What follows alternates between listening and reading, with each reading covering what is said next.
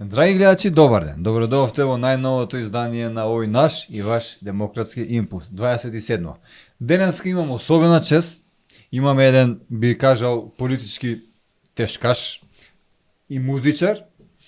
Јове Кекеновски, ми е особена чест што ќе ви бидам денеска гостин. Добродојавте и чувствувате се како дома во наше студио. Благодарам на оваа прекрасна најава. Јас навистина сум тешкаш, имам многу кила и висина поголема, така да се надевам дека добро ќе се снајдам денеска. Па и во години, и во килажа, така да се вон нормалата кај мене малку повеќе додадено. Сме ве гледале многу во телевизиски емисии, ново подкаст, мислам дека дека вие, ако не се лажам. Да, апсолутно, ова ми е прво гостување на еден подкаст во нашава држава. Не сум имал досега прилика, меѓутоа со оглед на тоа што дека бидејќи имам многу големо искуство со настапите по медиумите, така да сметам дека нема да имам проблем некако денеска. Така е. Само би ви кажал дека подкаст е поопуштена форма, многу поопуштена форма од телевизијата. Тука можеме да си кажеме работи што и не би ги кажале на телевизија и во таа смисла имаме неограничен формат на разговор, не е како телевизијата 60 минути на пример или нешто. Повелете што сакате, прашајте, сметам дека сум отворен човек, секој сум бил отворен, директен, искрен, така да верам дека и денеска ќе бидам на нивото на она што го имам воспоставено како и вродено како критериум и наследено нели како критериум. Би кажал дека вие сте дете на ВМРО ДПМН, тоест еден од основачите на ВМРО ДПМН. Но 2015 година ви исклучуваат од вашата матична партија на дисциплинска. Не знам зашто, како немаше во медиумите зашто и како. Подосна правите своја партија заедно со Љупчо Ристовски, со Трифун Костовски, со уште неколку луѓе. Како се случи тоа да ве отстранат од вашата партија, луѓе што впрочем вие сте пред нив во ВМРО ДПМН? Па видите, тоа е, мислам дека денес стана тренд да луѓе кои ќе после вас ќе дојдат во една политичка партија да бидат поголеми партијци или сопартијци од сите нас, да бидат поголеми ВМРО-вци од сите претходни ВМРО-вци, иако претходно ги поминале сите политички партии. Значи, јас многумина во државата не знаат дека јас не направив политичка партија, немав потреба да правам политичка партија, туку направивме со моите соистомисленици Сдружение на граѓани, кое што буквално најголем дел од граѓаните мислеа дека е политичка партија со оглед на тоа што ние функциониравме мощне, сериозно, беше тоа Сдружение на граѓани воспоставено на една сериозна основа со луѓе кои што размислуваат сериозно и критички. Целта беше поради тоа што јас бев првиот оној кој што го дигна својот глас против криминалот и корупцијата во ВМРО ДПМН, поточно против тогашната врхушка, јас слободно можам да кажам, на ВМРО ДПМН, составена од сите оние кои што отпосле или се бегалци, или се амнестирани, или само амнестирани против нив, со тоа што тоа беше непоимливо во тој период, да некој од внатре го крене гласот против криминалците во сопствените редови. Меѓутоа, јас не би бил Јове Кекеновски ако тоа не го направив, со оглед на тоа што дека сум воспитуван во еден сосема поинаков дух. Поинаков дух, поинако воспитување, научен сум за честен човек, за патриот, човек кој што си сака својата држава, меѓутоа не преку грбот на другите или на разни малверзации и криминали кои што ги видовме што ги правеа. И тогашното раководство начело со Груевски и неговата фамилија очигледно беше многу погодено од моите сите тие кажувања, написи, соопштенија во јавноста. Не ве викна вака да се... Како не смеја да ме викнат, него тие инсценираа наводно покрената дисциплинска постапка од луѓе кои што дошле во партијата во општинскиот комитет, од некои други политички партии, и истите тие по налог само го подпишале. Значи, во принцип, немало одржување на никаква седница на општинскиот комитет или на комисијата во рамки на општинскиот комитет за да донесат таква одлука. И едноставно ми дојде мене... А ви кажа зошто е тоа така? Немаат храброст тие тоа да го направат, апсолутно немаат храброст, со тоа што ми дојде мене едно писмо дека сум исклучен од партијата и тоа писмо од нивна страна било протежирано во јавноста и јас сосема ладнокрвно реков дека мене не може да ме исклучат од акционерско друштво Груевски и неговата фамилија, туку јас сум член на ВМРО ДПМН, сум член од самото основање и ќе останам член и понатаму. Со тоа што продолживме ние и понатаму да действуваме опозиционо во рамки на самата партија, меѓутоа сега етаблирани, па тоа беше буквално првата фракција во ВМРО ДПМН, меѓутоа на една по-друга основа поставено, бидејќи нели фракцијата треба да го искаже својот став натре во рамки на партијата, во рамки на органите на партијата, меѓутоа во тој период сите знаеме како функционираше централизирано партијата, немаше можност тоа и ние единствена можност го гледавме тоа да го прикажеме, сите критики да ги упатиме преку јавноста. И јас и ден денеска кога ги гледам тие соопштенија кои што јас ги пишав најчесто, се многу реален одраз на тогашните случувања и фактички ја прикажуваат целокупната слика кој што некој од после ја видоа. И во тој период ја не баре бев прогласен за непријател број 1 во оваа држава. Имаше сериозни закани за моје апсење за...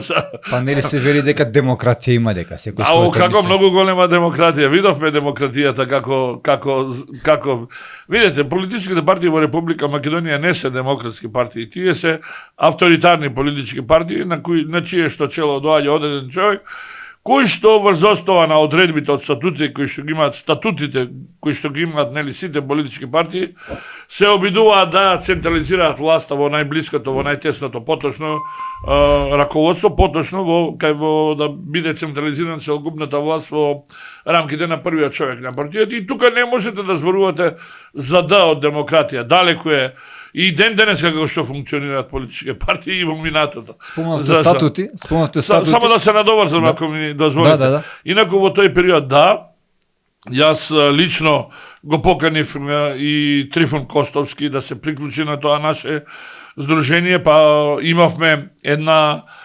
сериозна, мислам дека промоција на здружението, покојниот неколку покојни луѓе кои што не се сега живи беа членови на политичката партија Ношпал меѓу нив Ношпал Новковски, професорот Новковски и многумина други. Меѓутоа за жал да проработија некои лични суети, ако ние се боревме против раководството на ВМРО ДПМН, не можеме да поддржуваме и нивната политика. За жал одредени личности кои што јас буквално ги повикав да ни се приклучат во здружението и кои што прифатија тоа здружение да функционира на една демократска основа, на едно колективно раководство, не можеа да се соочат со тоа. Едни опиени од успехот кој што го постигнувавме нели во јавноста, од други пак од тоа што далечат фрустрации во однос на лидерство, сметаа дека треба да бидат лидери и настана првите искри. Вие бевте таму лидер? Па јас не бев лидер, ние рековме тоа ќе биде на една колективна основа и никогаш не сум сакал да бидам лидер. Но формално правно така гласите? Да, формално правно, да, не формално е. Формално правно немавме ние лидер на тоа здружение, меѓутоа имавме едно колективно раководство За жал, некои луѓе не можеа да се снајдат со тоа, опиени малку и од успехот, бидејќи имаше и анонимуси кои што беа, како што го спомнавте, еден од претходните ристовски компанија, нели, кои што преку ноќ кои што буквално дојдоа во ова здружение, ги профилиравме, што беше најстрашно. Тие действуваа со нас и јас бидејќи сметав дека сум доволно експониран во јавноста, немав потреба да ги промовирам тие ставови и најдемократски остававме на другите членови да се појават во јавноста и тие кои ќе се појавеа во јавноста говореа во своје име, не говореа во име на Фроден здруженијата. И тука се виде колку е саатот, моравме да расчистиме со тие луѓе. За жал тие луѓе продолжија, нели, кои со своји политички партии кои што отиде во пензија. Значи, вие сте еден од кривците за што Лјупчо има денска партија, вие сте му го отвориле патот? Па мислам дека сум главниот виновник. Не, очигледно дека јас не сум човек кој што оговара, меѓутоа во принцип сите оние кои што беа и кои што знаат, кои што добро не знаат и едниот и другиот и сите тие што бевме внатре, на сите им беше јасно дека тоа беше за мене една заткулисна игра која што одредени персони во таа политичка партија, меѓу нив и дотичниот, го искористија за лична промоција преку здруженијето Фроден, за да подосна едноставно се обидат да направат политичка партија и видовме како завршија тие политички партии. Ние продолживме и понатаму да функционираме како здружение на граѓани. До еден момент бевме најголеми критичари на Мицковски ние. Значи, се уште постојат тие соопштенија, може да ги отворите на интернет. Така вели Петар. Добро, сега се веќе заедно со... Да, со тоа што после тоа наидо едни други ветришта, откако се стабилизира, нели, позицијата на Мицковски, со дел од раководството на Фроден, се воспоставија едни релации коректни и тие коректни релации доведоа до тоа да ние го згаснеме Фроден и продолжиме да функционираме како членови и понатаму ние не бевме, јас иако нестатутарно исклучен, јас не можам да не бидам член на ВМРО ДПМН, така да продолжиме и понатаму да функционираме и мислам дека сега во овој сегмент функционираме не во тој момент уствари функционираме, нели, како едно тело, како една политичка партија, каде што едноставно можеме да ги искажеме своите ставови за можеби среќа со доаѓањето на власт, се доаѓа до поклопување на, ако можеме во своје име да говорам, во дел од моите политички ставови со начинот на практицирање на власта и тука доколку некој ги следи, нели, верувам дека ги следат сите тие случувања и мои реакции, мои пишувања, колумни, нели, во јавноста, сметам дека сме на иста, речиси, позиција и комплементарни сме и продолжуваме и понатаму да бидеме во тој дух и во таа насока да функционираме се за да има граѓаните на Република Македонија бенефит од владењето на нашата политичка партија. Лјупчо го спомнавме како своевидна грешка, но Трифун Косовски како влезе во вашето здружение? Па повторно јас. И он е една грешка. Јас имам многу грешки во животот. Меѓу нив една грешка. Значи сметавме дека во тој период како градоначелник кој што имаше релативно добри, нели, релативно добар мандат на градоначелник, а претходно и бекграунд, нели, како човек, сметавме дека... Го оценувате како добар градоначелник? Па, Трифун Костовски? Меѓу подобрите, сигурно. А иако мислам дека има многу подобри во текот, нели, на целокупната ова наша понова историја од 90-та година. Сметав дека тој може да придонесе, меѓутоа очигледно тука се разидовме. Тој сметаше во една ситуација дека треба да се поддржи тогашниот министер за финансии, а ние бевме сите останатите против и неминовно беше разидувањето. Со тоа што ние си ја регистриравме како Фроден, тој остана изненаден од тоа што бидејќи тогаш функциониравме, меѓутоа не бевме регистрирани, нели, формално правно и ние останатите што бевме сложни во тој контекст на ставови, нели, што го имавме, го регистрировавме Фродем, така да... Да не сакаше фракција да ви направи внатре во вашето здружение. Па не знам што сакал, не знам, јас имам позитивно мислење за него и ден денеска, без разлика на ова, можеби дел од таа негативна епизода, меѓутоа, и ден денеска, кога се видиме, ние Во политиката се мислите ли дека се снаоѓа, дека е добар или дека е подобар бизнисмен него политичар? Знаете, не би сакал да говорам, сепак ми е тој добар пријател, имаме коректни односи. Навистина има постигнато многу во животот и во делот и на политика и во делот на бизнисот, така да не би коментирал тоа. Нека останат и понатаму нашите коректни релации до онен момент додека не дојдеме можеби во евентуално иден суд, меѓутоа немаме потреба бидејќи имаме слаби комуникации и не мислам дека ниту се наоѓам на полето на бизнисот, а ниту во политиката би се нашла, така да релативно сум мирен. Во музиката можеби ќе се најдете? Тука мислам дека можеме многу добро да соработуваме. Тука мислам дека можеме многу добро и да бидеме успешни. Спомнавте бегалец, јас би рекол некои го доживуваат како печалбар. Заради тоа што таму знаеме дека сега е на печалба, работи консалтинг. За Груевски. Никола Груевски, така е. Дали вие на негово место би го направиле тој потек, дали го оправдуваат, он вели дека има закани по живот, мора да побегне, иако се крстеше, се колнеше како Зоран Заев, дека во жицата во тоа се, дека нема шанси, дека еве мене апсете ме, само оставете ги моите, и на крај првиот беше тој што побегна. Дали го оправдувате во тој контекст или можеби вие сте на ставот дека подобро да си беше тука, да си ја чекаше правдата? Апсолутно не го оправдувам неговото бегање. Прво, не го оправдувам бегањето, бидејќи не само што бега од лицето на правдата, бега и од собственото семејство.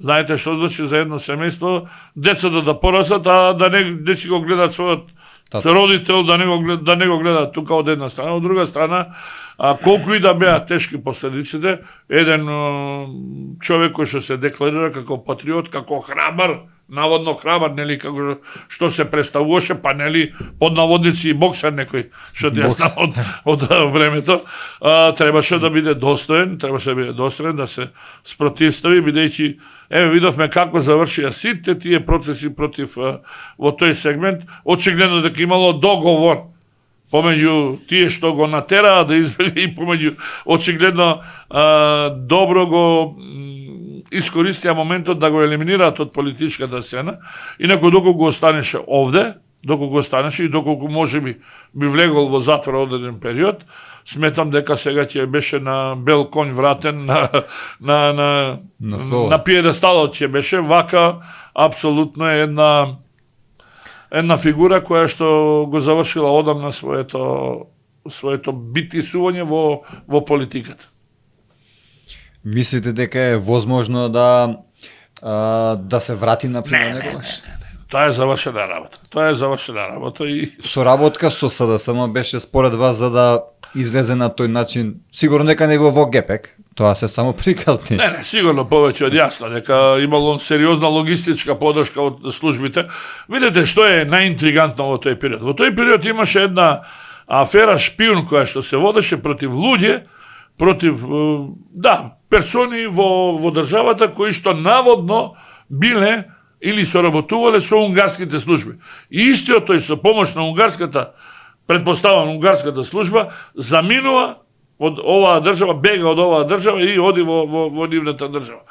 Што очигледно кажува за неговото лицемерие, за неговото двојно лице, за неговиот непринципиелен однос, некоректен однос и према државата, и према граѓаните, и према своите соработници, бидејќи никој од другите не побегна, никој не беше убиен, иако лежа во затвори, така да не гледам никаква оправданост кога некој ќе каже добро што избег. Апсолутно за мене тоа непринципиелен, кукавички еден чин, каде што едноставно велам доколку останеше, ситуацијата ќе беше сосема друго, во негов интерес, во негова полза. Вие потекнувате од таа партија, од ВМРО-ДПМН и знаете како се одвивале порано процесите, можеби знаете и сега, не знам. Што мислите, имаше своевремено кавга меѓу сегашниот председател на ВМРО и Никола Груевски? Дали тоа беше само фиктивно или реална Да би на вистина не знам, иако за јас УСБ.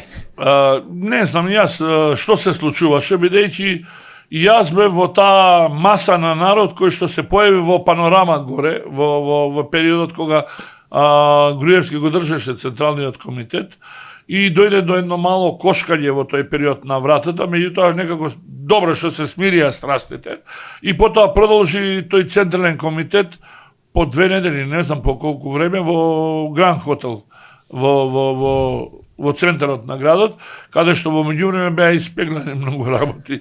Јас навистина не знам што се случуваше, а и не можам да ја верувам, бидејќи очигледно дека вистината е субјективна категорија, се повтори, бидејќи Груевски кажуваше една вистина, Георгиевски кажуваше друга вистина.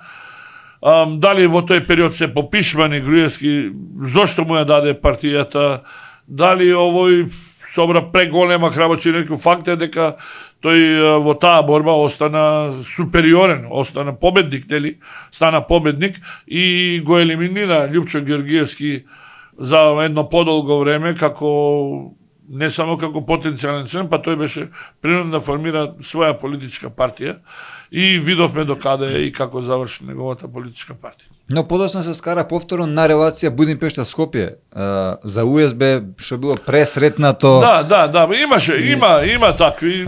Ние не можеме да ги знаеме сите работи, меѓутоа што повеќе излегуваат на површина, подобре за сите нас да знаеме кога и сме биле некогаш и во заблуда, бидејќи сакале, нели, морате да верувате во нешто кога ќе соработувате со одредени луѓе, меѓутоа очигледно не се сите луѓе искрени, честни до крај, така да добро е да и за историјата на Македонија и за сите нас да видиме кај сме погрешиле во тој сегмент. Имаме прашање од еден наш гледач кој вели што мислите, кој е вашето мислење за политичката партија Левица? Дали се согласувате со ставовите на Димитар Апастиев или на Левица? Едно те исто е, не баре? Дали мислите во исти правец? Нека е во добар правец таа партија. Па знаете, таа реагира мощно, експлозивно, така, би рекол агресивно действува. И во дел на одредени прашања сметам дека се поклопуваат со моите ставови. Меѓутоа сепак сметам дека треба малку да ја спуштат топката до одредено ниво, да најдат соработка што е можно побрзо со политичките партии кои што се на истата идеологија, за да можеме некако посложно да действуваме, нели, како нација, како луѓе кои што се грижиме за својата држава. Вака испаѓа дека ти освојуваат што е освојуваат повеќе, нели, пратеници од моментално се декларираат како втора политичка сила. Па тоа ќе покаже времето, не знам, јас навистина не знам, можеби да ги помине и да сам со оглед на моменталната ситуација, меѓутоа. Но тука се и знам, да не ги забравиме, кој вчера се појавија. Да, мислам дека знам. Носе тука некаде. Јас мислам дека во моментот можеби, ако сега би имало избори, можеби Левица би имала малку повеќе гласови, знам. Факт е дека знам ги собира гласовите од незадоволните од Социјалдемократскиот сојуз, а додека Левица ги собира гласовите и од Социјалдемократскиот сојуз, па можеби и од ВМРО-ДПМН и од оние други структури кои што се десно или центристичко десно ориентирани. Меѓутоа сметам дека сето тоа може да се направи со една помалку агресивен настап, со покоректен, да не биде со такви вулгарни видовме кршење на монитори на. Па добро, тоа е дел од фолклорот на политички партии кои што се обидуваат да освојат што е можно поголем број на поене, меѓутоа далеку е времето кога левица би можела да му конкурира на ВМРО ДПМН. Иако се вели левица, тие имаат сериозни десничарски ставови, меѓутоа од друга страна па имаат крајно левичарски ставови, така да тоа е еден амалгам, што би рекол. Многу ми навелат во левица само името име лево. Добро, јас нема да Така коментирам понатаму во однос на лево, ние лево го употребуваме и за друго. Кога ќе рече некој лев човек, Така. Не меѓутоа со Спомнавте сиот со респект исти према сите. идеологии, зарем мислите дека според вас има кај нас партија што се тука некаде со идеологијата со левица? Нема. Кај нас идеологиите се Можеби забрани. и заради тоа нема со Не, со кај нас, никого кај нас соработа. идеологиите, вистинска чиста идеологија нема, да речеме, помеѓу центристи, помеѓу десничари, помеѓу левичари. Мислам дека праксата покажува сите оние кои левичари кои дошле на позиција на власт практикуваат десничарска идеологија додека се на власт и обратно додека кога не се на власт, така да испомешано е се работи за моментален интерес. Не можам јас апсолутно да кажам дека некоја е типично десничарска, иако факт ево ако ги читате програмите, навистина ќе сметате дека се работи за ептен политички партии кои држат до таа идеологија, меѓутоа до идеологијата што ја протежираат, меѓутоа праксата покажува дека тие мощне прагматично настапуваат со цел да ја менуваат својата идеологија или ја прилагодуваат својата идеологија, се со цел повеќе да обстојат на власт. Спомнавте и статут на партија. Своевремено, скоро беше, ВМРО ДПМН го промени својот статут, дури името Македонија го промени, иако тоа никој од нив не го побра. Како го коментирате ова, како член? Па не го следам во последно време, навистина не ги следам тие внатре партиски случувања, бидејќи јас сум во партијата, меѓутоа далеко сум од органите на партијата, јас сум член кој што бил и ќе остане член и понатаму, меѓутоа со оглед на моите години, со оглед на моите искуство, сметам дека немам навистина време да се бавам со внатре партиската, нели, организација или структура. Јас и не сум го прочитал статут. Од време на време ќе прочитам нешто во медиумите што пишува. Меѓутоа факт е дека ако го носи префикс демократска политичка партија, мора да сите елементи кои што ги содржи еден статут мора да бидат во рамки на демократските процеси и односи, кои што ги посакуваме сите. Господине Јове, долги години сте во политиката, до политиката, тука некаде, но имам... И во политиката, и до, и надвор од политиката. Така, да. но имам впечаток дека некако не сте доискажан, дека можете многу да дадете на политиката, дека дали можеби, например, на овие избори сега што следува за градоначалник, може да ве видиме и вас? Не, јас не сум заинтересиран за некоја сериозна политичка функција, од причина што мислам дека и ми помина времето и енергијата која што ја поседувам не ми дава за право, јас имам енергија во еден да творам, да пишувам колумни, да анализирам, да правам, меѓутоа да бидам роб каде што некој ќе биде премиер, да бидам роб, да работам по 24, како вела, 24/7. Јас сум многу коректен, ефектен. Она што го работам во рамките на она што го чувствувам како работам, меѓутоа некако во принцип, не знам дали доволно дали добро ќе се изјаснам, во принцип да не можам да седам во канцеларија 24 часа да седам 12 или 15 часа како што седат министрите. Тој систем е сега во Унгарија 24/7. Значи, сега нема 24/7. Јас сум многу практичен, многу ефектен, како човек ефикасен. Сакам тоа што ќе го направам, што ќе го замислам да го реализирам. Меѓутоа не можете мене да ме врзувате со седење во една просторија дека треба да биде некој бил добар министер заради тоа што бил 12-15 сати на работното место. Значи не сум таков човек, јас сум динамичен и ефикасен човек. Впрочем и сето она што сум го работел до сега се покажува како плодотворно, како ефикасно со особени резултати. Не велам дека не би се вклучил во политиката. Мене долги години замисла ми е да јас своевремено ги направив тие чекори, бев против кандидат на поранешниот председател на конвенцијата на ВМРО ДПМН, поранешниот председател Ѓорѓи Иванов, каде што и покрај противењето на Груевски и неговото семејство, јас се појавив на конвенцијата, па освоив под наводници 10%, под наводници, на тој притисок освоив 10% од гласовите.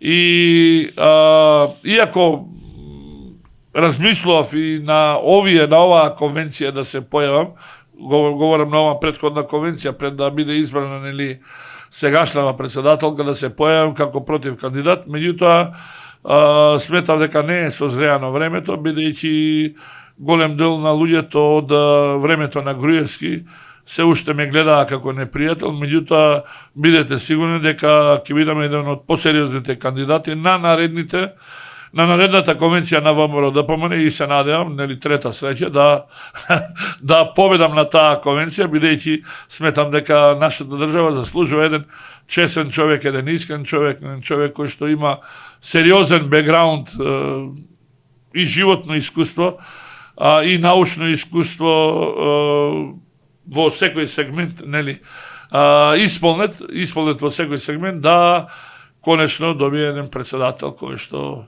толикува да биде го заслужува Република Македонија. Значи вие сте се решиле сериозно да ги замрсите сметките на ВМРО ДПМН во тој контекст. Па нема што да ги замрсам конците, едноставно ова не е лажна скромност. Се сметам за способен, се сметам за успешен, ме смета за искрен, за честен човек, кој што мислам дека најголем дел од граѓаните го посакуваат.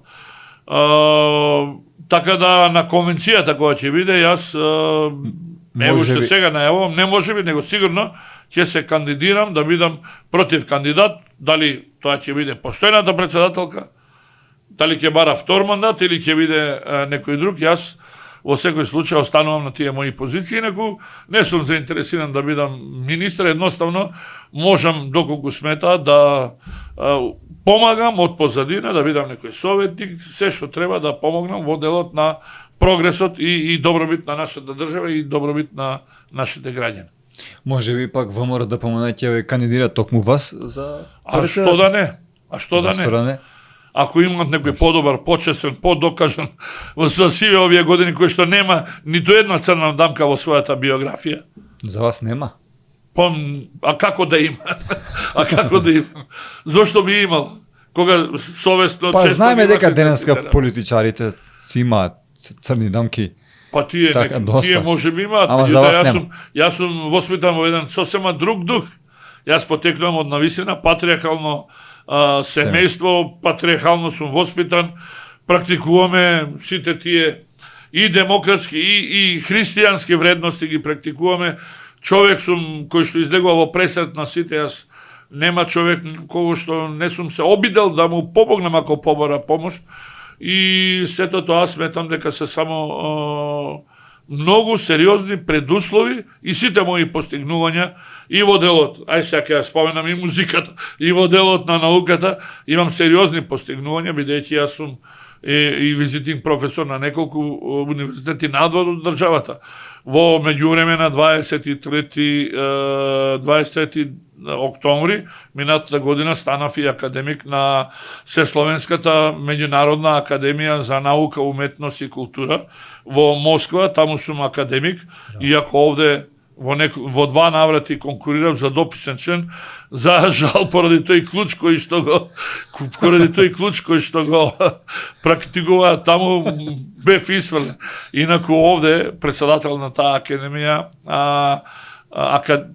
председател е академик Сергеј Бабурин, многу познато лице во научната фела, од една страна и поранешен подпредседател на Руската дума, така да јас бев и промотор на неговата книга која што ја промовираше тој Морална држава, и човекот кога се запознавме од првиот момент беше воодушевен. Сега малку ќе испадне фалба, меѓутоа на еден мој пријател академик од Белград му вели: Па кај го најде овој човек? Многу разбира, многу ја знае проблематиката. Тој очигледно комуницирал со некои други луѓе од овие простори, така да беше сериозно и изненаден и на негова иницијатива. Буквално јас станав академик на академијата со која што тој управува. А тоа е јавна општествена установа во Русија. Секоја чест за вашите За ваша информација морам и ова да го кажам. Јас кога беше сега на 9 мај парадата во Москва, напишав веднаш само што заврши. Јас вообичаено брзо реагирам и така секогаш кога ќе има некој настан реагирам веднаш, давам свој став. Напишав еден пост во смисла на кратка анализа на парадата во Москва и тој истиот Бобурин ја прочитал на мојата Facebook страница, ја превел на руски и го поставил на неговата платформа на Телеграм и стотици илјади читања има таа моја колумна на неговиот Телеграм профил. Секоја чест. Благодарам. Секоја чест за вашите достигнувања, но многу ми се допаѓа, затоа и ве прашувам вакви прашања што ретко каде се поставуваат на нашите телевизиски екрани.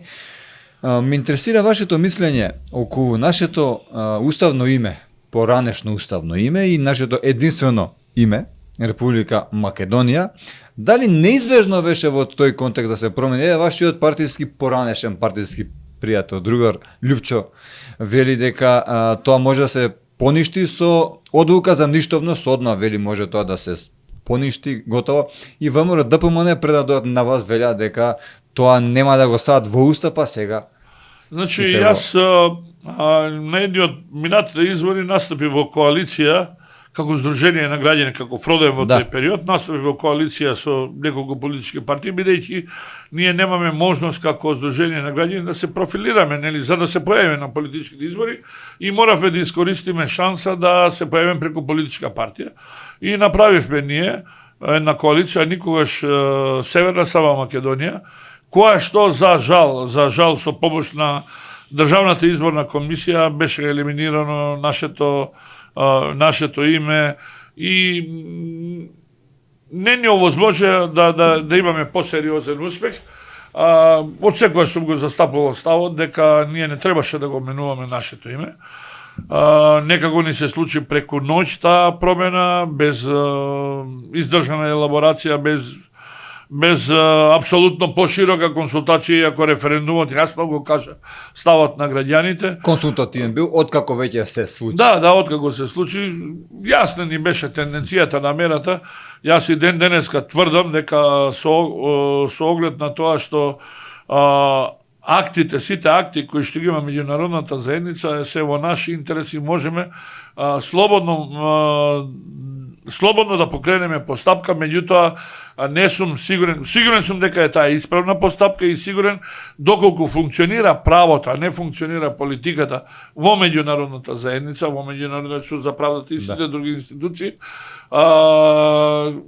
би имале успех доколку функционира владењето на правото, бидејќи сите се свесни дека ова е под притисок и нема потреба од менување на името, меѓутоа бидејќи се доминантни тие сили кои што настојуваа да го промениме нашето име, нивното влијание е сериозно, огромно во тие институции, така да не верувам дека ќе имаме успех, инаку праксата покажува дека се сведува за жал на политика наместо на функционирање на права. Сакате да ми кажете дека било која политичка партија тоа време да беше на власт ќе го променеше уставното име? Не. Не верувам дека да беше ВМРО ДПМН. Пошто спомнавте притисоци големи. Притисоци, да, меѓутоа се издржува на еве ги притисоците и сега на ВМРО ДПМН. Ги гледаме што прават еврокомесарите, меѓутоа ја би бил најсреќен доколку опстои на овој став ВМРО ДПМН, бидејќи очигледно дека шовинизмот на нашиот источен сосед на Република Бугарија е повеќе од агресивен. заради тоа што тие се обидуваат да ретушираат собствената историја преку узурпација на делови или сегменти од нашата историја. И тоа е недозволиво и сигурно максимална поддршка и во таа борба да обстоиме на овие наши позиции, бидејќи не може да ние соработуваме со некоја држава која што има такви тенденции кон нашата држава и кон нашиот народ, а впрочем хипокризијата е уште поголема, бидејќи тие има 5-16 пресуди на Меѓународниот суд на правдата, моделот на ниедна не е реализиран. За каква ние демократија, за какви европски вредности говорим. И оттаму полна поддршка и мојот став е апсолутно да обстоиме до крај на сите овие наши позиции. Мислите ќе се обстои до крај или ќе се промени? А зошто да не се обстои? Бидејќи според вас. Видете, Европа во последно време покажува сериозни несогласувања во голем број на области, меѓу другото и во надворешната политика. Гледате дека Вишеградската група се повеќе јакни и се повеќе доаѓа до израз. Ми мислам дека таа ни е наклонета во тој сегмент, и кој може да верува дека и понатаму во оваа опција, во оваа структурна поставеност и во оваа доминација на Франција, на Англија ќе продолжи да обстои и понатаму Европската унија, бидејќи со доаѓањето на Трамп на чело на Соединените американски држави, тие се маргинализира на Европската унија, па се обидува некако да се врати на политичката сцена со некои импровизации за наводно формирање на заеднички европски сили, што ја знам уште други баналности кои што ги спроведуваат, меѓутоа факт е дека нејзиното влијание се повеќе и повеќе опаѓа и не е сериозно сватено. Меѓутоа, за жал, во таа Европска унија прашање за жал се уште обстојува тој консензус, меѓутоа е прашање на време кога ќе мора да се промени и каде што, да речеме, со едно квалификувано или со едно обично множество би можеле да не примат. Бидејќи сите знаат дека со ова е нанесена сериозна неправда на нашата држава. Впрочем, ниту еден билатерален спор помеѓу две држави, аспиранти или членки, никогаш не било решавано на ваков начин, односно на штета на една држава, во случајов аспирант држава Република Македонија.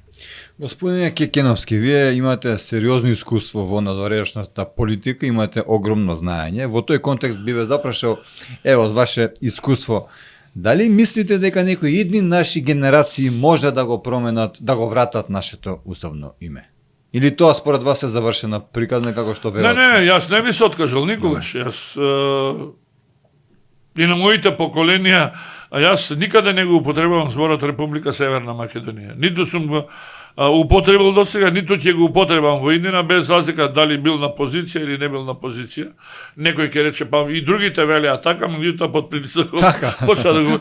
Меѓутоа, секој со свој ум, секој со свој став. Јас цврсто држам до своите ставови и сигурен сум дека, доколку и во иднина би бил на некоја позиција државничка, јас не би го употребил тоа за мене пежоративно и навредливо име Северна Македонија.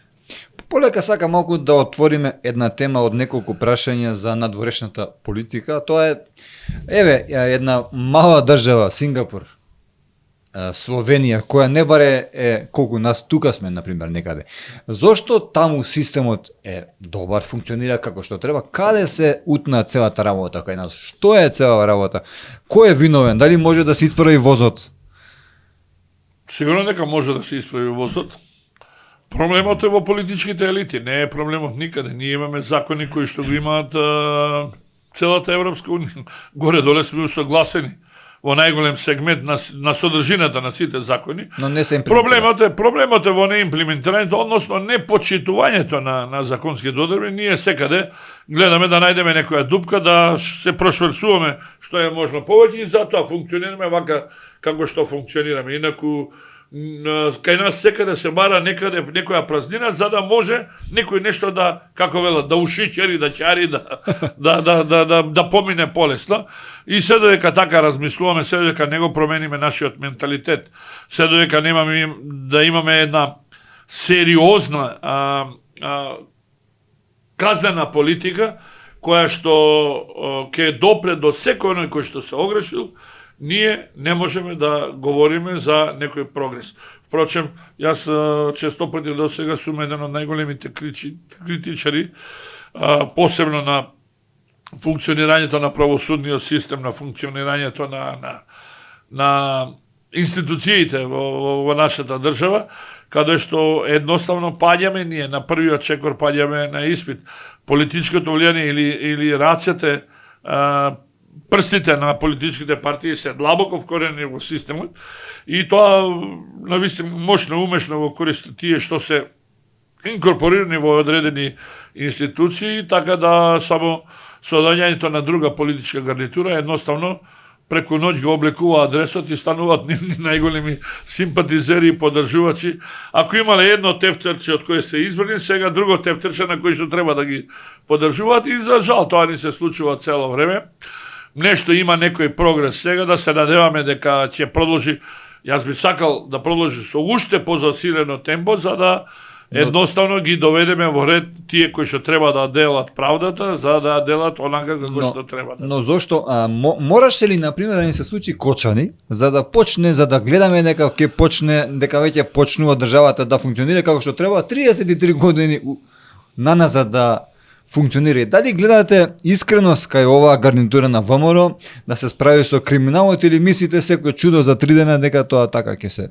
Не мислам дека секој чудо за 3 дена, поготово тоа го покажува што конечно се ангажира и јавното обвинителство, бидејќи јавното обвинителство и досега можеше да функционира на ваков начин по однос на сите оние случувања кои што ги имаше во минатото. И го спомнуваме Ласкарци, го спомнуваме Тетовската болница. Имаше начин Кавеот беше крив. Да, имаше начин да функционира. Меѓутоа очигледно сплет на околности поради барањето за оставка на судскиот совет, барањето за оставка на јавниот обвинител ги некој начин мобилизира да посовесно почнат посовесно и професионално да работат на случувањето нели во Кочани, а Кочани е типичен пример, за жал, таа трагедија, немам зборови како да кажам, е жално, срамно, не знам како да кажам, за да се искористи, за да се исправаат некои аномалии, не некои, него многу аномалии кои што досега функционирале пред очите на сите нас. Сите знаеле таа дискотека не е вчера, сите знаеле како функционира. И полицијата, и противпожарните бригади, и сите, и градоначалници, и сите.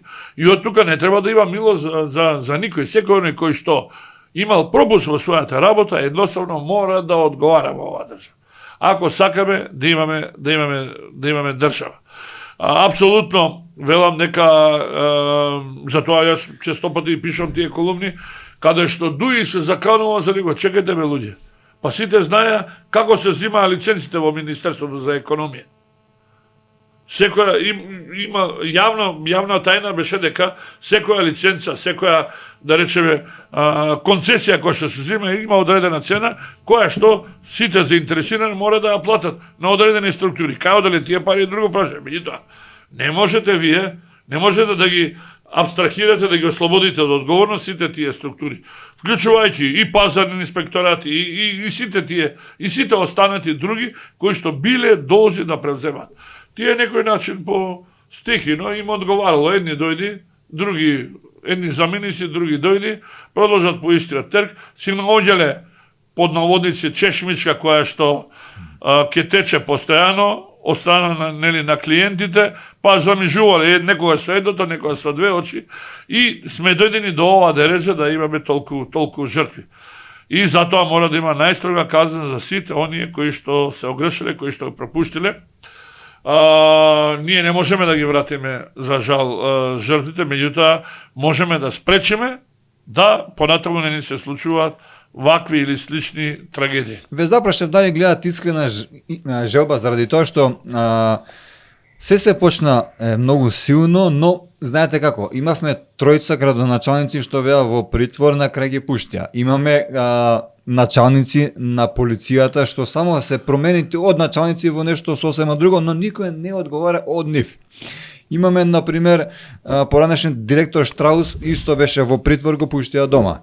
И ние го гледаме сето тоа и многу не ни наговестува. Знаете што, сепак ова е една постапка која што бара, истражна постапка која што бара време да се соберат нели сите факти, сите докази, за да може утре да покренете, да подлесете сериозно обвинение кое што нема да ви падне пред судот, нема да го искористат адвокатите и оттаму е нормално. Меѓутоа не можете и вие вечно да држите некого во притвор како што се правеше во минатото, ако веќе сте ги собрале доказите за тоа лице и сте сигурни дека се тие. Така да овие денови слушам дека и нови имаме ослободени, не ослободени, туку лица кои што се пуштени во домашен притвор, меѓутоа она што го слушнав од јавниот обвинител е тоа што тој најави дека набрзо ќе има кривични пријави за сите и да се надеваме дека тие кривични пријави ќе бидат издржани, ќе бидат сработени професионално врз основа на факти, на докази, а некако она што го правеше специјалното јавно обвинителство во минатото и дека ќе правдата ќе ги стигне сите оние кои што имале пропусти во своето работење, односно кои што за мене несовесно и неодговорно работеле. Дали сметате дека одредени политички гарнитури, партии се обидеа на оваа несреќа на Кочани да профитираат? Да. Па тоа е повеќе од очигледно. Сведоци сме. Не само ДУИ, туку и дел од македонските политички партии, па меѓу нив и Социјалдемократскиот сојуз, со изјавите во прв момент, после на една од подпредседателите, еден од подпредседателите. Да. Уште првата или втората вечер имаше една навистина несериозна изјава, после се обиде сегашниот председател сегашниот да го амортизира сето тоа, меѓутоа факт е дека вие мислите на Ана? Па не, еден од подпредседателите кој беше, не знам како беше. Се обидува сето тоа да го да добијат некои политички поени. Жално беше, навистина трагично да собирате поени во една таква ситуација. Да се надеваме дека ќе извлечат повука сите, да ги држат подалеку своите раци и својот глас од истрагата, бидејќи истрагата мора да биде објективна, мора да биде коректна, мора да биде независна, професионална, едноставно да не смее никој да помине, ако има одговорност, да помине неказнето. Вклучувајќи ги и оние градоначалници, ги спомнавте, дел се од ВМРО ДПМН, некои се од СДС, така да нема тука политичка, не треба да има политичка пристрасност, без разлика кој на која политичка партија. Впрочем, тоа го најави и премиерот Мицкоски и сметам дека ќе мора и држи до крај со оглед на сите овие најави кои досега одат. Меѓутоа, факт е дека спласнува од причина што сега внатре работи самото обвинителство и го финализира обвинителниот акт, бидејќи ќе има сигурно голем број на лица опфатени. Меѓутоа, мислам дека и тука треба да се води сериозна сметка, значи не е битен бројот на обвинете лица, туку правдата е битна, односно квалитетот, издржаноста на обвинението. Значи, вие џабе и да казните, можеби да направите превид, да не би сакал да верувам дека како во минатото се местеле докази. Сметам дека во оваа ситуација нема да постапи обвинителството, ќе биде навистина максимално професионално и ќе се обиде да ги доведеме сите тие виновници пред лицето на правдата.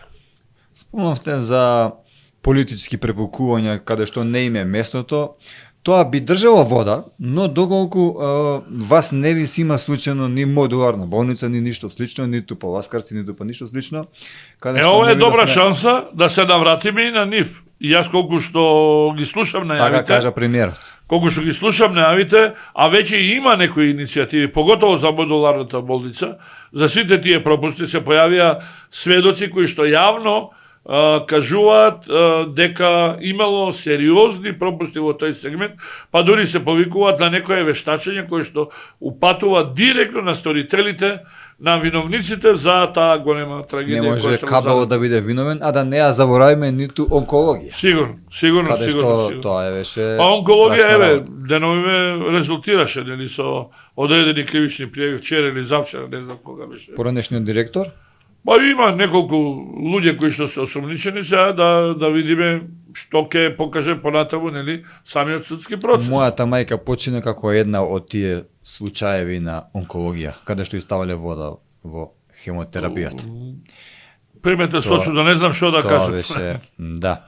И додека беше жива ми вереше дека имам вода во хемотерапијата, ја нормално не можев да поверувам во такво нешто. А да ви кажам наискрено, па јас имам па едно друго позитивно искуство, бидејќи мојата сопруга исто имаше канцер на градите. Ја поминавме таа целокупна голгота, меѓутоа за среќа успешно беше. Сметам дека немало таму вода, најверојатно. Ако асоцира, нели ако мислиме на ова што го кажува нели несоодветна терапија, дали пила погодена терапијата, дали што меѓутоа јас имам позитивно искуство во тој сегмент. Ги препродавале во Косово. Тоа не е. Тоа го слушаме од обвинителите. Да се надеваме дека во судската нели постапка сега ќе се покаже што е вистина, што не е вистина.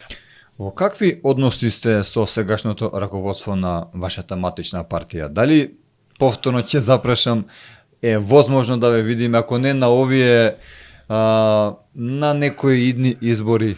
Значи, јас имам коректни релации со поголем дел од луѓето, дури и оние кои што на времето беа грујовисти, а ме сметаа за непријател, дури и денеска и тие ми се прават пријатели. Увида очигледно. Со Никола Груевски дали ги зближивте можеби? Ниту имам потреба, ниту сакам, ниту имам потреба, бидејќи човек кој што се обидел да ми нанесе зло, немам потреба. Не сте се виделе? Не. Јас и претходно со него сум се видел еднаш кога отидов во неговиот кабинет да му соопштам дека ќе се кандидирам на конвенцијата. И дури тој така меко говореше, леле, супер и ове, супер, само што издегов од неговата врата, тој им даде налог на неговите прислужници, јас ги велам слепи извршители, меѓу нив и министри, заменици министри и така, кои што веднаш немаше 15 минути по моето напуштање од неговиот кабинет, излегува со соопштение дека го поддржуваат кандидатот Иванов. И очигледно знаев дека ќе бидам спотер, меѓутоа достоинството светот не ми даде да се откажам и сметав дека имам сериозна програма. Впрочем, тоа и се покажа на самата конвенција. Јас дури се плашав да не бидам исвиркан, бидејќи имаше Добро. Меѓутоа, она што ми даде сатисфакција дополнителна и мотив повеќе да обставам тоа, кога доаѓале на гласачките кутии, што да правиме, наредено ние вака да гласаме, меѓутоа професорот Јекеновски, одлична програма, одлично се представи и така. Јас имам тој настап, го имам естраден, знам како да комуницирам, јас знам проблематиката, сериозна програма, за разлика од сите останати четворица бевме на таа. Како партија, например, влечете некои корени од историското ВМРО, каде што истото е било, само што и таму се убивале таму. Филип Петровски кажа дека имал и закани, бил возен на некој кајче на брегот на Охридското езеро за слична работа како што вие сте се кандидирале. Ја немам такво искуство. Така да он може да пише мемуари во тој контекст. Па можеби да пишува, можеби и да измислува, не знам, тој си знае најдобро. Јас немам такво искуство. Најверојатно ме знаат кој сум како човек, што сум како човек, како реагирам како човек, а факт е дека имало навреди, имало обиди за омаловажување, факт е, преку социјалните мрежи, така да тоа е поминато време, така да апсолутно имам простор на сите тие, бидејќи знам дека денеска се свесни дека тоа го правеле уствари били и тога свесни дека го правеле под налог, меѓутоа се свесни дека ми нанеле зло, па нека им служи на чест. Дали мислите, например, дека поранешниот премиер Никола Груевски бил можеби обкружен во тоа време со погрешни луѓе? Не. Или тоа било лично негово? Не, тој не бил обкружен со погрешни луѓе, него тој ги бирал тие погрешни луѓе и ги бирал такви какви што се сервилни, секогаш како ќе кажете шефе, па впрочем слушајте ги бомбите, како разговарат министер со министар, а нема храброст да отиде да му каже на премиерот. Па кој министер е тој? Кој министер? Што човек е тоа? Како тој може да има некој дигнитет, достоинство, да не може да му каже на тој чекај човек. Човече, ова не чини, ова е погрешно, како? Како беше оно, немаме за леп, јадеме чоколади. Чоколади, да. Навистина не ми е јасно како може да. Чекај, ако си министер, имаш свој ресор, имаш своја програма за работа, треба ќе кажеш ова не чини, ова чини. И во другите, сето тоа што мислиш дека чини, ќе го будеш, што не мислиш, што мислиш дека не е добро, мораш да му кажеш отворено, јавно и гласно, а не да зборуваш меѓу себе, да си шептиме еден меѓу друг. И каде не води тоа? Еве до каде не доведе, до ова дереже не доведе. Можеше да се одбегне ова дереже доколку немаше нешто такво шепотење?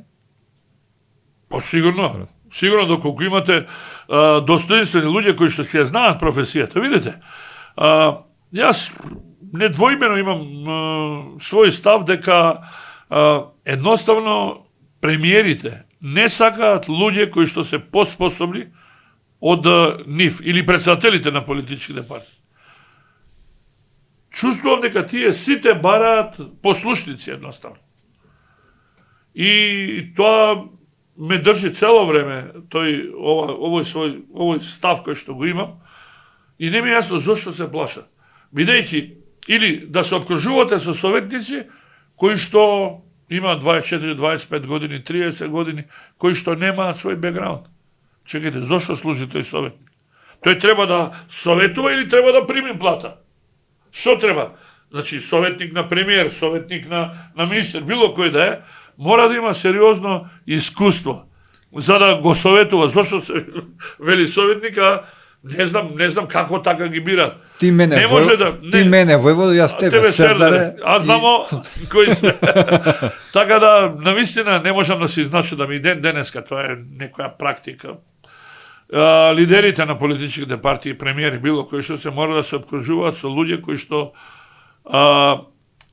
ја познаваат проблематиката за која што се ангажирани. Да не речам, бидејќи ниту еден човек не ги знае сите проблеми, сите работи. И треба да му биде чест на било кој што е на висока позиција да слушне и да се обкружи со луѓе кои што малку повеќе знаат од него и кои што можат да му укажат на одредени слабости. Тоа укажување не значи критика. Тоа укажување е едноставно каде да го фатиме правецот и да придонесеме за подобар живот на сите нас. Спомнавте критика, поранешно пример, спомнавте сте се виделе еднашка со него. Дали беше суетен, например? Дали трпеше да му кажеш некое спротивно мислење? Па јас не знам каков бил, меѓутоа очигледно по моето искуство што го имам со критиките кои што ги искажував низ јавноста, очигледно дека не трпел. Очигледно дека бил суетен. Може би денеска се променил, не знам, меѓутоа тоа е негово. Веќе му е касно, По ова што го кажавте, значи дволичност пред вас едно, зад вас сосема нешто трето. Па тоа беше во таа беше таква ситуација во моментот и некој принцип. Она што го слушам и од други бил навистина суетен, сметал дека тој е најпаметниот, најубавиот, најголемиот, најелоквентниот од кај да знам што мислам. Негово право да мисли. Да го кажеме 24/7, доволно е. Имаме војна веќе 2 години и кусур. Како ја гледате ви оваа војна? Дали гледате завршеток на оваа војна? Еве дојде на вас Доналд Трамп, кажа за 3 дена, 7 дена ќе ја прекине војната. Војната се уште трае. Да, од Трамп слушаме често пати, па дури некогаш и контрадикторни изјави, меѓутоа е добро што тој е упорен да се да дојде до примирје и сметам дека чекорите кои што се прават, видите, не може да дојде преку ноќ до примирје, сепак е тоа една сериозна војна со огромни држави, огромни интереси на едната и на другата страна, и на страната на Европската унија и Соединените американски држави, ќе треба време сето да ќе треба малку повеќе време да се дојде. Јас сум оптимист за брзо време. Што е тоа брзо време? Тоа брзо време може да биде и за месец ден, и за 2, и за 5 месеци, меѓутоа сметам дека до Значи не до средината на не се работи за 3 дена и за 7 дена. Не, апсолутно не може да се работи. Сметам дека некаде до пред Нова година, еве да бидам пооптимист, некаде со завршување на летото ќе дојдеме до конечно примирие, бидејќи ќе имаме голем број до тогаш. Од ова што го следам, јас сметам дека ќе имаме почна добро, нели, со договорот од Истанбул, со размената на 1000 затвореници, односно заробеници. Да.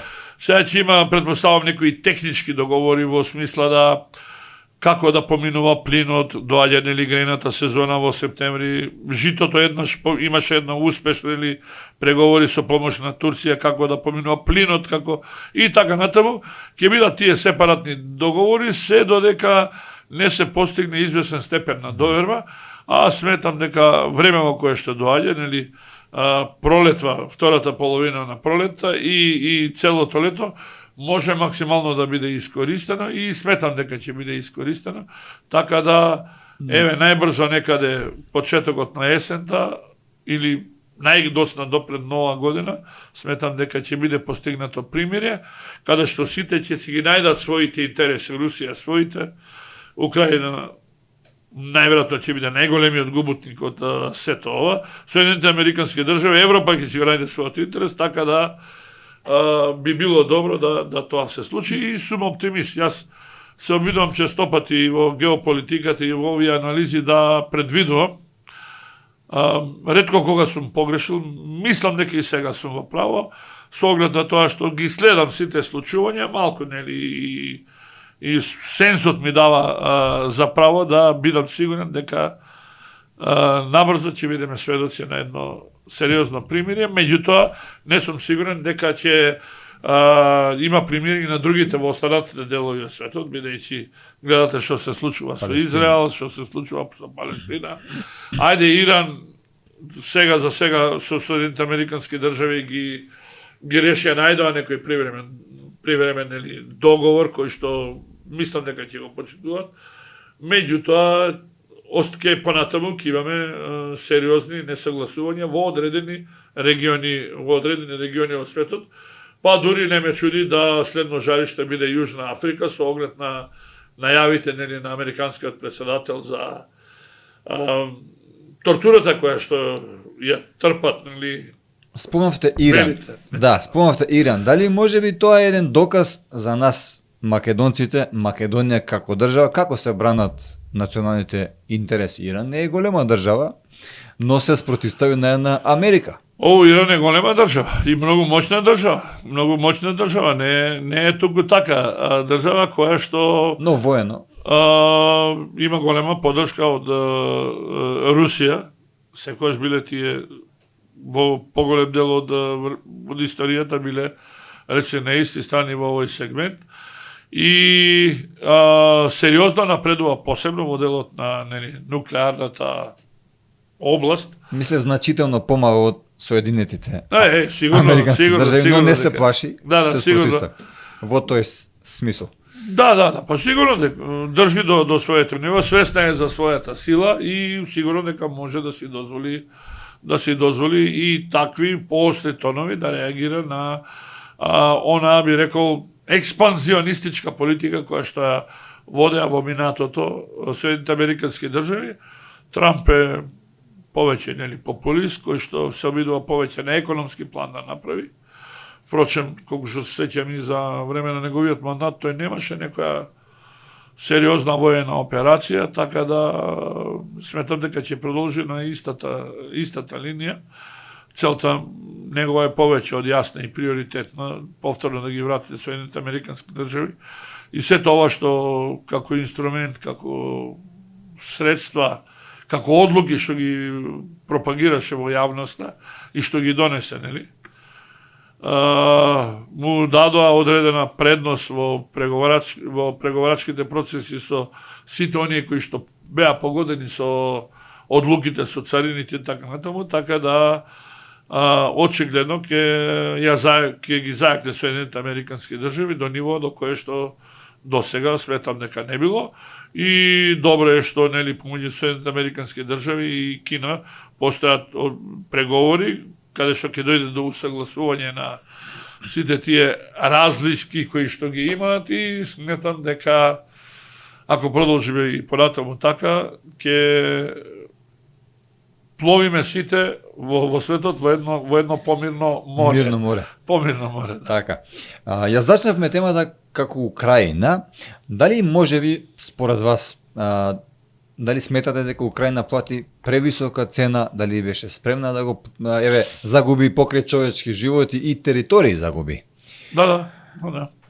И то во 21 век денеска територии Да, плати огромна цена, тие повеќе од јасно дека во позадината тој нацизам кој што функционира долги години и тој би рекол маргинален однос према руското малцинство на територијата на Украина, а поттикнати од одредени европски сили, го направија тоа што го направија.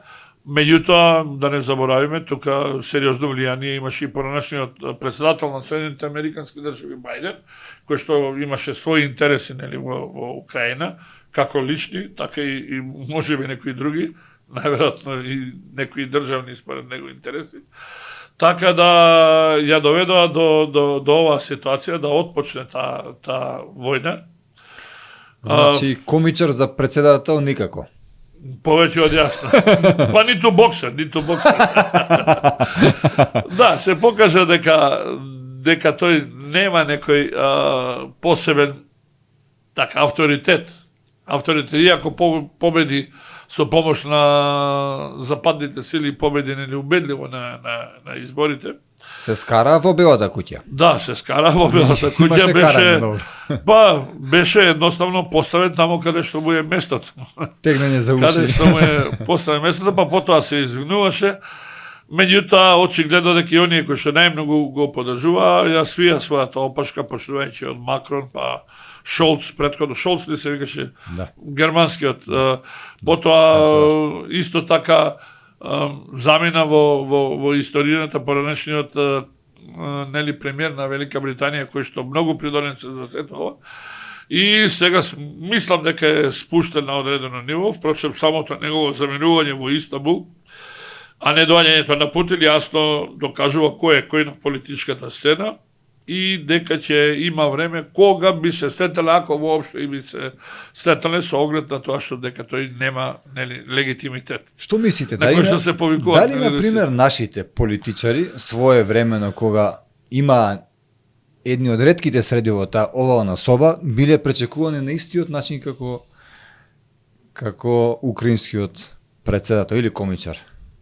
Па јас не знам, мислам дека само во таа овална, како века, сала, или во кабинетот, так. Чинам дека беше само Бучковски, сколку што се сеќавам на времето. Никола Груевски.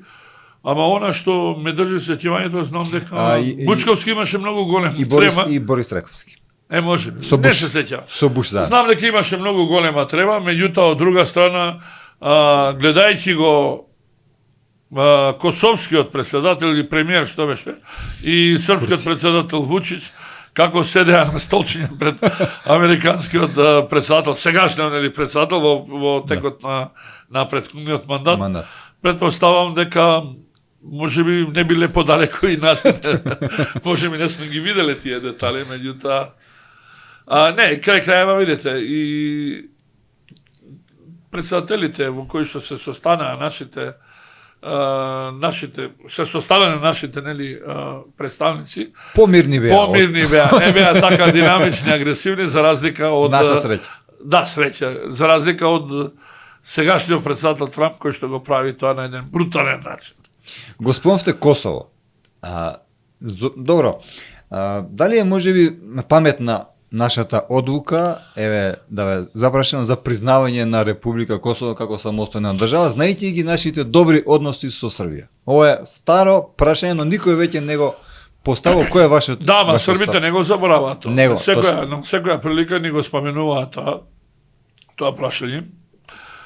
Значи, видете, Можевме ли да си бидеме по Тоа е страна? меч со две острици. Од една страна ви е најблизок сосед тука, кој што го признава, да речеме, сите европски, речиси најголем дел од европските сили, членките на НАТО, најголем дел го призна. Шпанија, пример, не го призна Косово.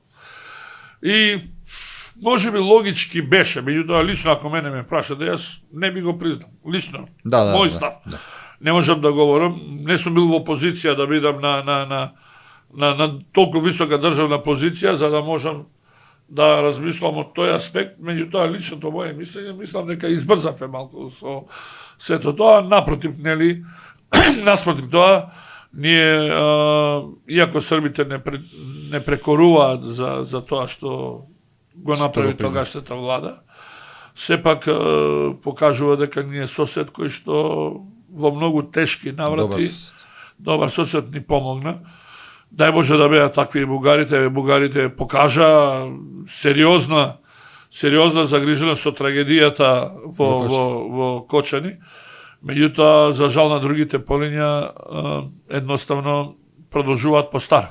Можевме ли околу Косово да бидеме, што велат, ни риба, ни девојка и со двата соседа да бидеме добри во мислам дека добри тешко можевме. Може би купиле малку повеќе време, меѓутоа тешко можевме да бидеме, бидејќи сметам дека притисоците и нашите аспирации за НАТО членство се повеќе расте, а од друга страна притисоците од членките на НАТО беа големи и се случи тоа што се случи. Господин Јове, би ве запрашал уште едно прашање, а тоа е околу Бугарија. Јас спомнавте вие. Република Бугарија или нашиот сосед, дали според вас е добро да се стават бугарите во устав во тој контекст или можеби ВМРО вели да, но со одложено дејство или можеби вие сте па контра тоа? Исправно, апсолутно го поддржувам тој став. Со одложено дејство, бидејќи бугарите се покажаа како непринципиални, како узурпатори во многу сегменти, како посегнувачи по туѓата историја, по туѓото минато. И сметам со сето тоа она што го споменав и претходно во делот на непочитувањето на европските вредности, а се декларираат како европска држава која што мора да ги практикува тие вредности, сметам дека не смееме да дозволиме тоа да дојде. Мене лично да ви кажам наискрено не ми сметаат 500 или 5000 колку се таму, не ми сметаат, меѓутоа некоректно е да барате од други да ве почитуваат, а вие да не го почитувате неговото. Ниедна пресуда. Не само пресуда, да не го почитувате малцинството да кажете дека тие се државјани од македонско потекло. Што е? Македонци се. И не знам зошто така. И оттаму сметам дека е издржано и ја поддржувам одлуката на владата на Република Македонија да обстоиме на овие позиции. Знам дека ќе биде тешко. Знам дека притисоците големи. Еве и денеска имаме некој еврокомисар присутен. Нек ни слушнавме на Коста Кочли, не знам како беше еден од комисарите кој што беше директор, меѓутоа јас навистина го поздравувам ставот на премиерот кој што јасно и недвосмислено му кажа на самиот на тој еврокомисар дека ние не можеме да направиме по кој знае кој пат отстапки на своја собствена штета. Сето она што го направи понешниот министер за надворешни работи едноставно многу скапо не кошта и тоа дај Боже да го исправиме, меѓутоа верувајте, многу напори, многу пот треба да помине многу време, за да можеме да исправиме барем дел од сето она што можеби некој, јас не би рекол без знаење, туку неумислено, а дели со знаење, со одредена тенденција го направи сето тоа со тие протоколи и сите тие останати акти кои бевме принудени да ги подпишеме. Господине Јове, јас не ми останува ништо друго, освен да ви се заблагодарам што ми бевте гостин. Дадовте еден интересен шарм, еден шмек на овој наш демократски импулс. Ви благодарам од срце. Бевте искрен, вие сте секогаш искрен во сите ваши интервјуа, но денеска бевте посебно искрен во тој контекст. Ви благодарам многу што токму тоа беше кај нас и доколку се согласувате би ве поканиле повторно да не бидете гости. Да, меѓутоа да не испаднеме досадни за нашите слушатели, вашите гледачи слушатели. Со задоволство ќе прифатам, меѓутоа можеме малку да се осврнеме и на мојата прва љубов, на хармониката, на музиката, бидејќи после 27 години јас повторно се вратив на музиката, благодарение на мои другари, пријатели, пред се академикот Камбовски, кој што кога и да се сретнеме, јове, зошто ја остави хармониката, земе хармониката. И, нели, како велат, секој е зло за добро, за време на корона кризата, јас... Вие и снимавте нови? Да, снимав, имам издадено српската продукцијска куќа, Сезам продукција ми издаде едно CD. Браво. Сериозно CD, со сериозни numeri, сега и ПГП РТС треба да ми издаде како една од најголемите и најсилни продукцијски куќи на Балканот, треба да издаде кон крајот на месец јуни да издаде CD. Па се надевам некаде на есен да направам една промоција, па да го видат, бидејќи и ден денес како ќе ми видат луѓе да велат, овој не е, овој е хармоникашот, овој е хармоникашот. И тоа ми од една страна ми импонира, бидејќи сум оставил сериозен впечаток како хармоникаш во периодот кога професионално се занимавав додека студирав, нели, на правниот факултет. Но вие сте меѓутоа од друга страна, да, јас отидов на многу високо ниво, многу професионално ниво, многу технички, важам за еден, така велат сега, би било нескромно да се фалам дека сум еден од најголемите техничари и во левата и во десната рака. Во Србија од неодамна вашиот професор ве нарече Џоковиќ, македонскиот. Да, благодарам на тие зборови на мојот долгогодишен пријател и учител своевремено, кој ме спремаше за надпреварите во Сокобања, инаку јас 3 пати имам освоено второ, 3 пати трето место освоено на најголемите надпреварувања во бивша Југославија, каде што се појавува по десетина илјади хармоникаши. И видете што значи историјата. После толку време јас лани отидов, минатата година, отидов чисто да слушнам до каде се дојдени младите хармоникаши во Србија. И таму еден дел кој што знаеа кој сум, што сум, не може да ме пропознаат физички, бидејќи голема разлика. Тога сум имал 80, сега 100 и нешто кила, бела брада, не може да ме познаат кога слушнаа кој сум, што сум. И од оваа година ќе бидам и член на жири комисијата за избор на најдобар хармоникаш на Србија. Браво. До година па ќе го прошириме тоа и од Македонија, од Румунија и од Бугарија ќе видиме, каде што ја ќе видам тој представник од нашата држава во комисијата за избор на најдобар хармоникаш на Балканот. Толку е почита и од србите. Секоја чест. Дали имате впечаток таму ве ценат повеќе како музичар тука или? Па таму ме ценат, да. Иако не го знаат, они ме знаат како Јове Кекеновски кој што бил млад и кој што свирил изврсно. Меѓутоа, кога ќе им кажам дека 27 години сум правил пауза, тие воопшто не веруваат.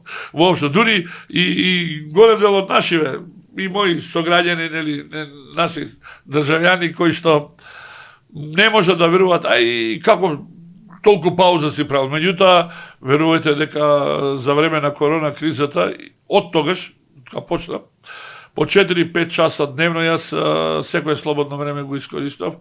Едни утрински вежби, други вечерни вежби, и сега после ова имам обврска 6 сати и половина да провежбам малку, колку да држам кондиција, бидејќи новие години, сето тоа што го набиете како техника, за неколку дена, ако правите пауза, заминува. Треба 3 пати повеќе труд да вложите да го достигнете истото.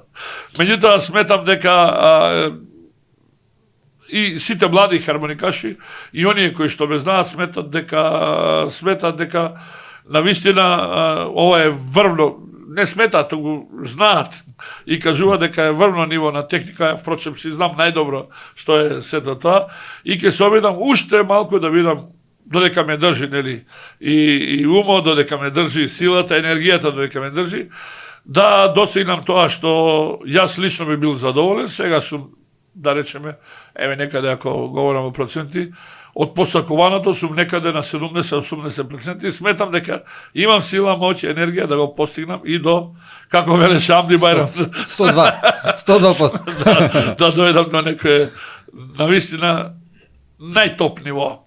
Па може би кога ќе заминам во пензија, па ќе правиме некој концерт на европските бини, на европските сцени. Уште еднашка ви благодарам, Благодарам и еве кажавме збордва и за музиката. Јас се согласувам дека ова е потребно посебен подкаст токму за вас и за вашата музика. Ќе го сториме тоа. Благодарам. Драги мои, еве денеска правевме подкаст и со повреден прст. Живот го пресеков од плех.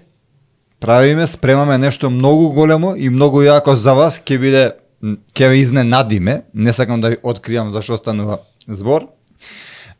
Бидете така и нормално знаете дека ако ви се допадна овој подкаст, треба да стиснете лаик, треба да го споделите ова видео за да ви допре до што повеќе луѓе.